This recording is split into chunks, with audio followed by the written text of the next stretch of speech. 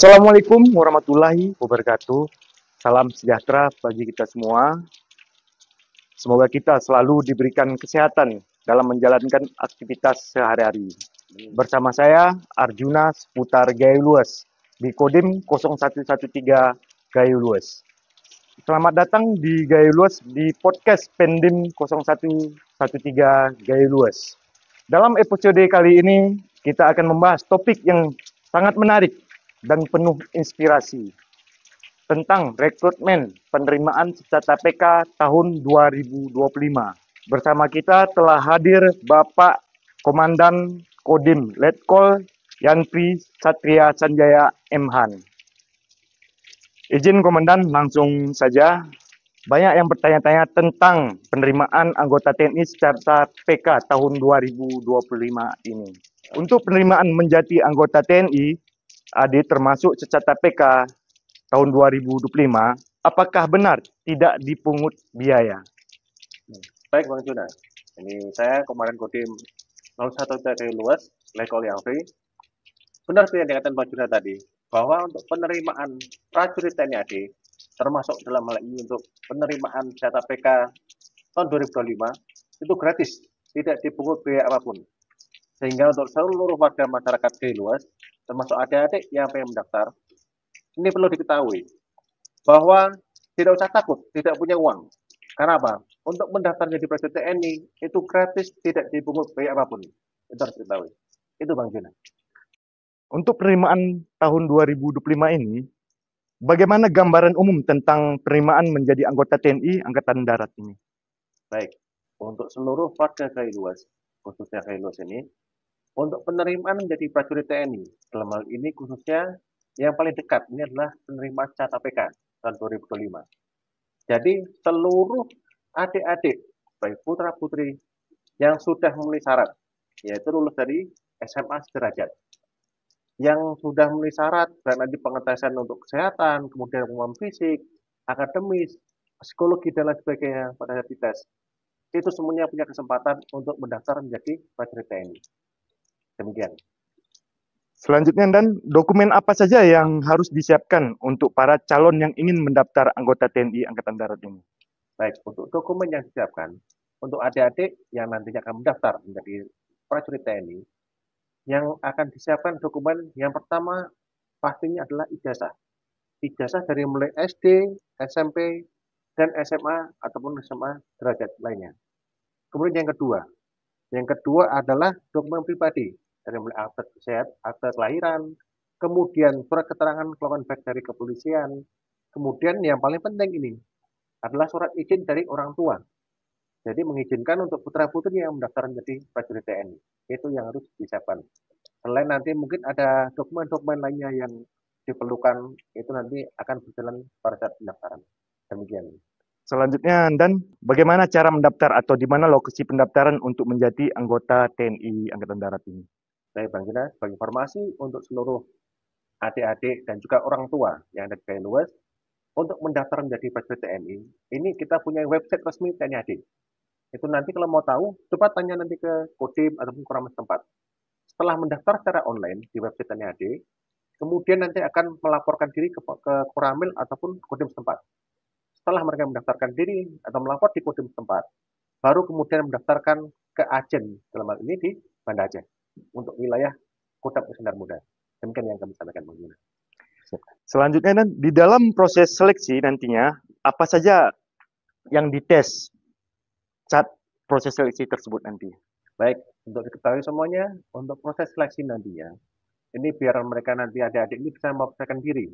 Jadi pada saat tes, mereka tidak kaget ataupun tidak siap untuk melaksanakan tes.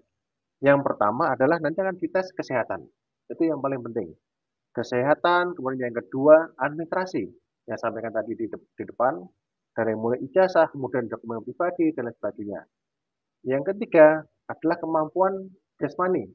Yang akan dites nanti larinya, renangnya, kemudian ada namanya pull up, sit up, dan juga kemampuan untuk renang. Itu renang ini renang dasar sejauh 50 meter. Terus selanjutnya adalah pemeriksaan psikologi.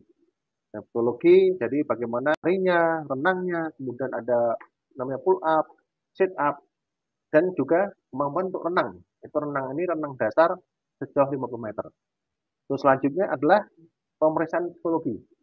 Nah, psikologi jadi bagaimana tingkat kemampuan dari ataupun intelijensi dari peserta ini.